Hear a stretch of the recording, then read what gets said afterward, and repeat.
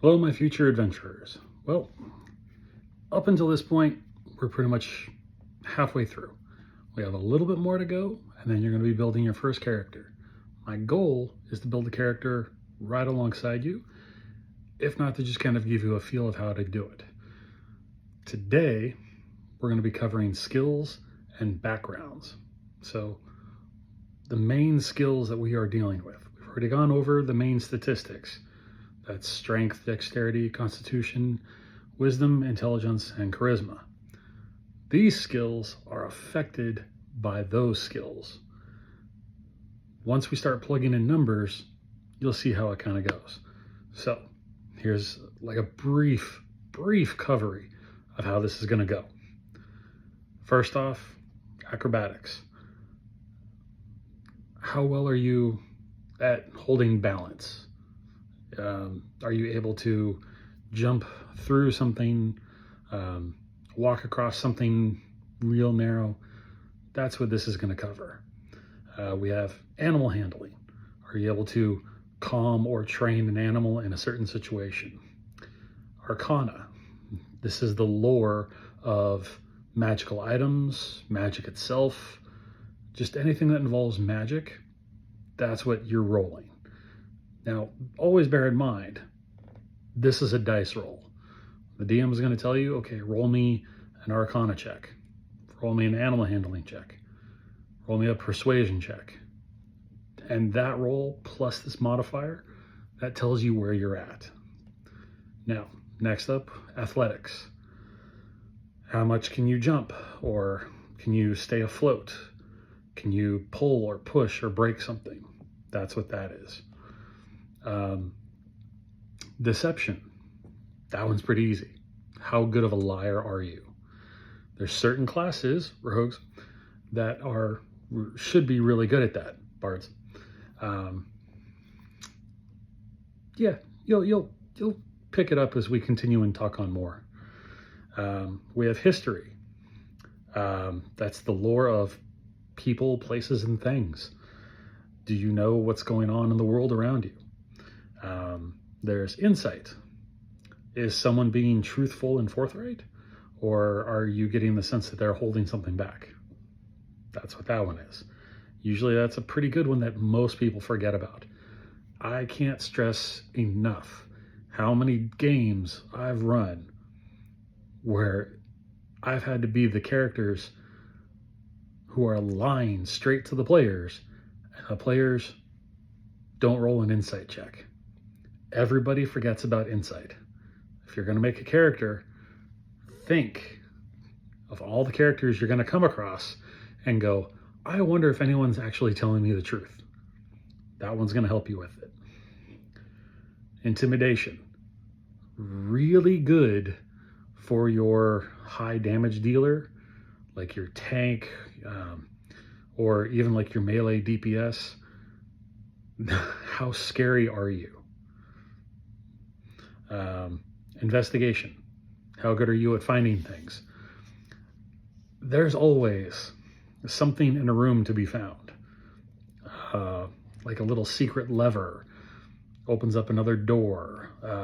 Treasure that a normal perception roll just doesn't look. Maybe it's a sword on top of a bed canopy and the canopy is just weighed down just a little bit. Things like that. You've got medicine. Not how well can you heal someone, but this is, can you be the triage like nurse or the triage doctor and diagnose what is going on with someone? Do they have a disease? What would it take to cure it? Are they poisoned? Things like that. There's nature. This is the lore of terrain, animals, plants, even just the general weather, something that's affecting that. You have perception. What are you able to, I don't want to say perceive, but what can you sense? Sometimes it's what can you smell? Maybe you taste something in the air. Maybe your ears are hearing something. Your eyes see something far off on the distance. That's what that one means. We have performance. How well of an act did you put on? Maybe you were singing or dancing. Maybe you were telling a story in some way to a crowd in order to try and like distract or persuade some over onto your side by giving a great performance. Maybe you're trying to tell a story. That's your performance. Your persuasion. Basically, how honest are you? You can get some people, if they're like an NPC who's kind of on the fence about something, if you give a really good persuasive argument, you can get them to join your side or even give you more information. Perhaps you can talk to a shopkeeper to lower how much they're charging you.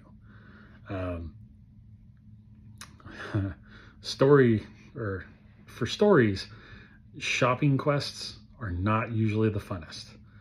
Sometimes they're needed, sometimes not. That's up to the DM.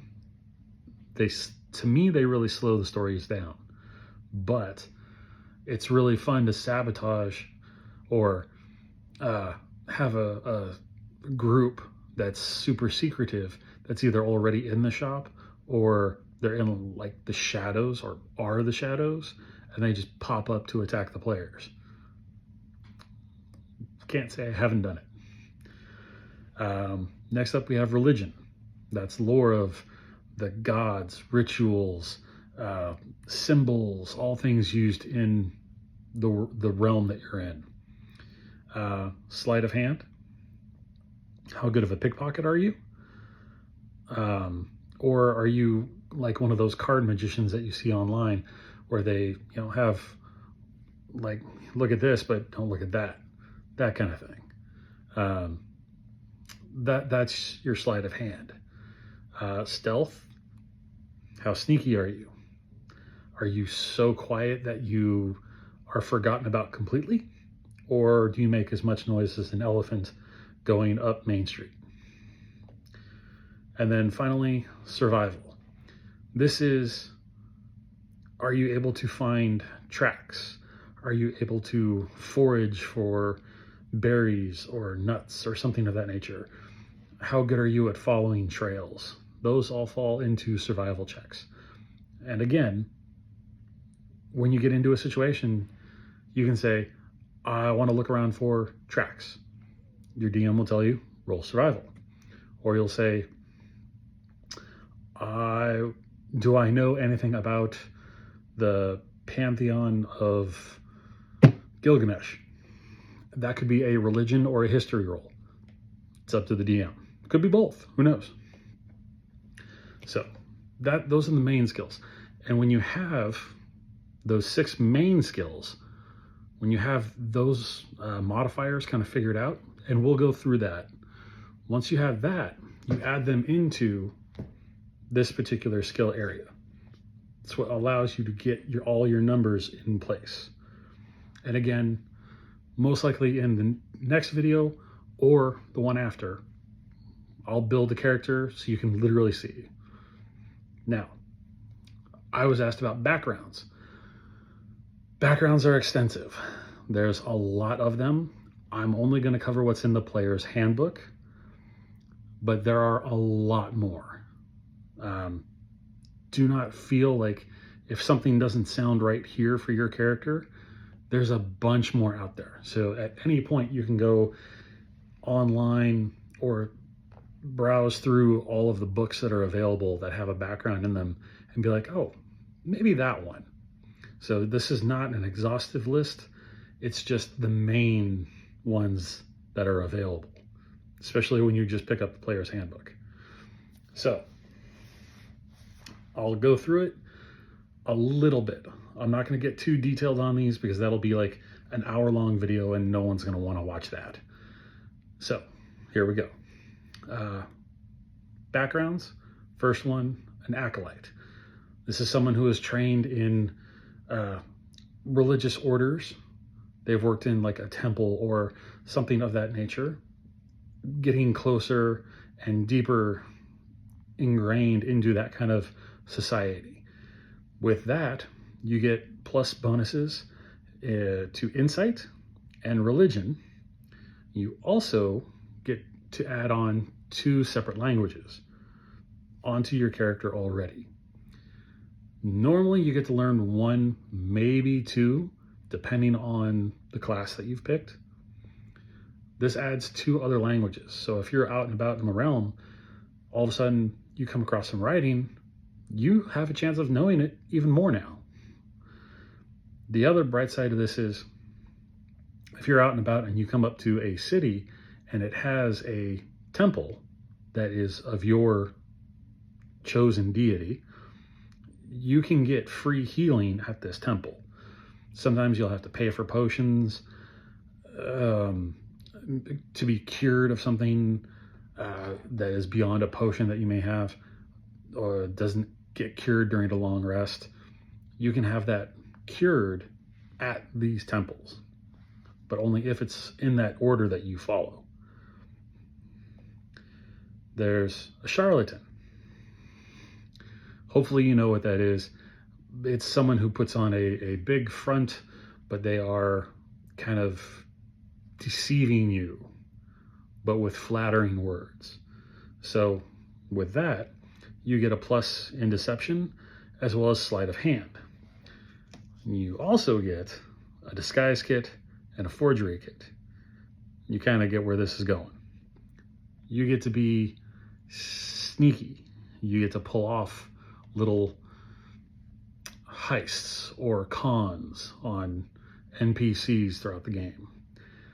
Not something I would advise doing a lot of, but it can add some flavor to what you're working on. The other part to this, to the charlatan, is they get what's called a second identity, where they've spent so much time in this costume that they have developed a second persona that is put out into the realm. Perhaps their main persona is that of the adventurer, but their second persona is that of a underground mob boss. That can be a thing. You have a criminal. I don't think I need to explain that one. You get positives in deception and stealth. You get a gaming set and thieves tools. All good things. Thieves tools, those come in handy when you're trying to open up locks. You have a criminal contact. They can basically act as kind of like a fence, or someone who can give you information that is not freely available, something that guards would not tell you. They know what's going on in the city, and they have kind of like a finger on the pulse on that criminal underworld. So they know what's selling, what isn't, things like that. Maybe there's a good score somewhere. You have an entertainer. They get positives in acrobatics and performance. Great if you're going to be if you're a bard who specializes in dance. There you go. You also get a disguise kit and a musical instrument of your choice. That's always important for bards. They need to have those musical instruments. That's where a lot of their magic is going to be kind of focusing through. They get something called popular demand. Basically, they can go into a place and strike up a performance in a tavern and generate some coin, something that can bring about more money for either that one or the party to use. It's handy when you're in a bind, or you need to blend into the rest of the crowds. Have someone strike up a performance. Your party can kind of move past everyone and get to something that they need to get to. And next up is folk hero. Like I said, there's a lot. A folk hero, basically they've done something in the past to ingratiate themselves as a hero already. to like a town or a city. You have to kind of talk with your DM about what they could have done. You're not going to go off and like slay a dragon or anything like that. You're typically too low level, but you can have rescued a cat from a burning barn. I like cats. Who knows? It can be something. But they get a plus in animal handling and survival. They've been around. They know how to do things. Next up is a guild artisan, someone who is part of like to give an example, like a baker's guild. They can negotiate with their guild to get things at better prices, or in the games, they can have the guild come and fight for them should they get arrested. The guild can vouch for them. Basically, it's almost like having a group of lawyers on your side, or negotiators who are always willing to back you up. You just have to do things that are in the guild's interest. You can't be like, oh yes, my guild does this, and rat them out to other people. With the guild artisan, you're getting positives in insight, persuasion. You get one set of artisan tools of your choice. So it can be like glass blowing, leatherworking, blacksmithing, you name it. There's a whole bunch of lists. And you get one other language, always a plus. With that, there's the guild membership, which is they will come and fight for you in a lawsuit. They'll bury you if that's in your stipulations with the guild, should your character die. There's the hermit, someone who lives outside of society. They get a +1 in medicine as well as religion. You get an herbalism kit and a +1 in for language. The herbalism kit, I can't stress enough. The kits go underused in these games. An herbalism kit basically can allow you to find things that can go into magical potions or remedies for ailments. So say a character gets poisoned. You can root around for the things to help cure that poison just in the area around you. It helps. That's a nature check, maybe a survival, but you might get the things that you need to have a member of your party not be slowed down anymore. Always good. Next up, we have a noble, someone of the royal birthright. Always think of like the royal family in Britain. They get a +1 in history, a +1 in persuasion. Ironically, they're given a gaming set and they know just one more language. My own personal thing on that one, I'd probably give them 2 languages and get rid of the gaming set. It doesn't work, at least in my opinion. What does work is a bonus that they get called position of privilege. Basically, they get to rub elbows with the hierarchy in any kingdom. It draws. It can be fairly beneficial to have a person in your party with that. All right, down to the last 5 here. We have the Outlander, someone who has basically been in the deserts or out in the hills or just in the outlands, basically, areas that are not commonly inhabited. They get a +1 in athletics as well as survival. They get a musical instrument for some reason. I would have given them the gaming set. And they get 1 language. After that, there is the sage, someone who has spent enough time in schools that they have learned some magical essences. They get a +1 in Arcana, they get a +1 in History, and they get to know 2 languages. Like I said, languages are always beneficial. There's the Sailor. I don't think that needs any explanation. They get Athletics and Perception. They get Navigator's Tools, and they get to use vehicles only in the sea. So boats, ships, things of that nature.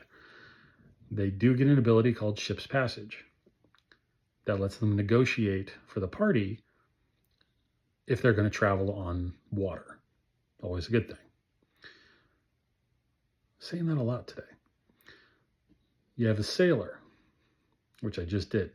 Sorry, you have the Soldier, who gets a +1 in Athletics and Intimidation. Y'all should see my writing. It's terrible. They get a gaming set, and they get familiar with land vehicles, carts, carriages, wagons. I wouldn't put too much more into that one. Maybe catapults, trebuchets. There we go. But there's that. They have military rank. That means that they can go into a city and literally pull rank on a guard and have a strong chance of it working.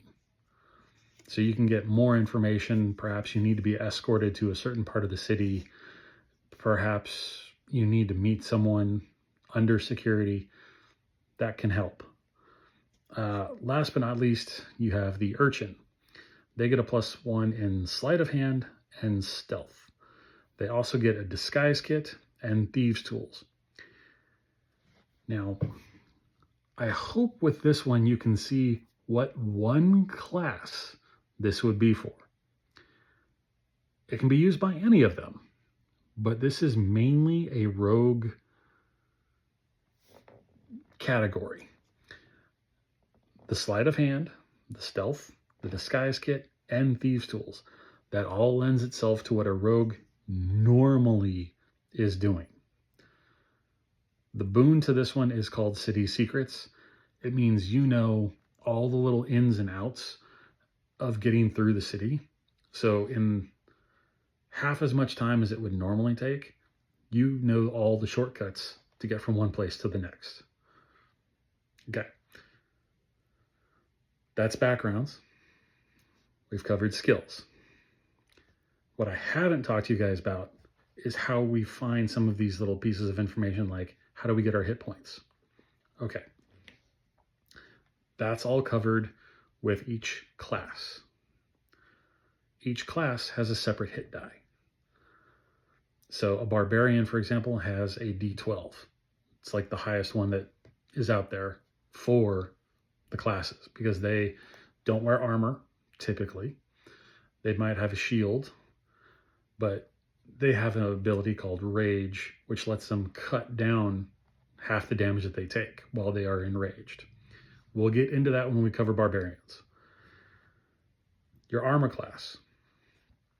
Your armor class is, there are exceptions. It's 10 plus your dexterity modifier. So it could be 12, 13, 14, something like that. That does not take into account what armor you might be wearing. So the range, if you're wearing like cloth, that's 11 to 12 plus your dexterity modifier. If you're wearing medium, which is considered leathers, that is 12 to 15 plus your dexterity modifier. Now, if you're a heavy armor wearer, that makes it much harder for you to get hit. The range for that one in plate or scale mail, chain mail, things like that, is 14 to 18. Unfortunately, you get a negative or a disadvantage on dexterity checks. That means you roll 2 d20s and you have to take the lowest when you're told to make a dexterity check. That can be bad. Very rarely does that go well for people. That usually means you fall into something or you don't jump out of the way of something and you get hit by it. It can be rough. But the plus side to that is you have much higher armor than anybody else. So it's harder for you to get hit. Now, I mentioned shields with barbarians. Shields, if you are capable of using them, and there's a few classes that are, you get a +2 to your armor class, your AC. That's going to help you, again, be harder to hit. Okay. By now, we've covered the class, species, backgrounds, ability scores, and some of the general areas that are going to be on the character sheet. There's alignment. There's 9 of them. Lawful good, chaotic neutral, true neutral. I'm just going off the top of my head. Lawful evil, chaotic evil. There are very few times that is going to come into play. But your alignment kind of determines the reasons that your character is getting into these situations. Chaotic neutral is usually the most common. It means they're usually out for their own good. Lawful good, those are the ones who are like, they will arrest a jaywalker, let alone like not let a shop get robbed or something get burned down. They will, in disregard for their own safety, jump into a situation. That's what they do. Okay. We've got all that. The details get figured out. Hair color, eye color, skin tone, things like that. That all gets figured out down the road. I think next episode we'll do the actual character build so you can see just what it's like.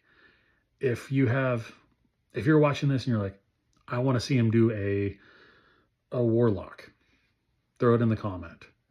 If you want to see a bard or a fighter, whatever it is, throw it in the comment. I'm only going to go from the player's handbook, so it's super quick, super simple. You can usually build a character in less than 30 minutes. So that's a plus. Now, I do have another drink. I'm going to stir it up just a minute before I show you. This is one, if you get like a big jug of it, like a glass pitcher, about yay big with a little dispenser on the front. This is really fun to have. It acts as kind of like a little, like a healing potion. You can make it a bunch of different ways. You can take like some fruit punch, muddle up some cherries. I add this stuff. It's kind of an edible glitter, shall we say. And what it does is it gives you this really fun sparkle in your drink. It gives it kind of like this magical property. So it's, if you can see all that stuff swirling around in there. Yeah, you can. That's what's swirling around, and it's totally safe to eat. There's no side effects. It doesn't even, you're not going to fart glitter or anything like that. It's just gives that like that extra visual oomph, and it makes it really good. All this is 1 can of 7-Up or ginger ale, about 1 to 2 ounces of a cranberry juice. I do a cran raspberry, just gives it a little extra something. About 3 teaspoons, 1 tablespoon of muddled cherries. I usually use just the juice. So I got 1 tablespoon of cherry juice in here. And then a couple dashes of that sparkle dust. Swirl it all up and you're good to go.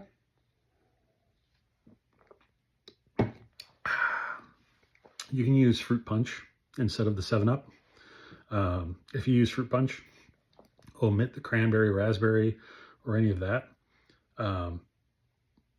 You can use Hawaiian Punch. Basically, whatever you can get your hands on that's red. You can even use like a red Gatorade if you really want to feel like you're doing the actual, like, yes, getting better. Yeah, just add some of the sparkle, little cherry. If you don't have access to the cherries, you can do a little bit of grenadine in there. Just, you're looking for something that kind of adds that red, as well as just kind of like gives you another little bit of flavor in there. Like this tastes nothing like 7-Up at all. It tastes kind of like a carbonated fruit drink, basically. The sparkles just make it fun. So at any rate, we'll cut it there. I hope you have enjoyed this. This is kind of like the longest one so far. We will, again, fully build out a character next time. And until then, play on.